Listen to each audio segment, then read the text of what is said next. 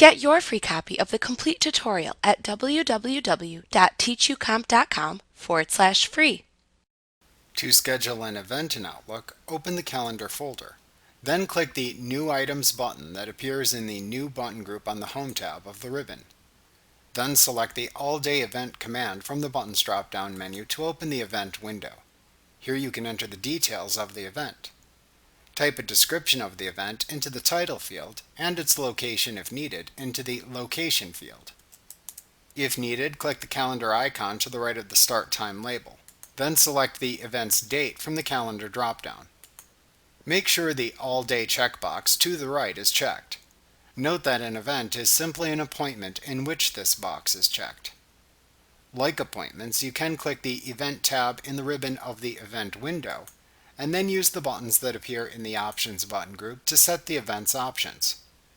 To specify how to show the event's time to others who may want to invite you to a meeting, click the drop-down to the right of the Show As field and select the desired option.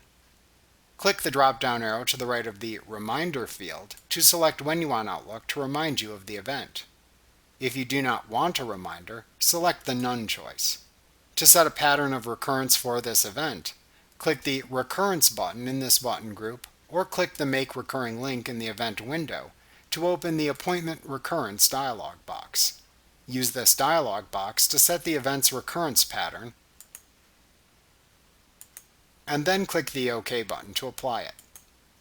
Setting recurrence is discussed in greater detail in the later lesson titled 6.11 Setting Recurrence in this chapter. Next, enter any additional notes to yourself about this event in the large text box at the bottom of the event window. Then click the Save and Close button in the Details section of the event window to save the event and add it to your calendar.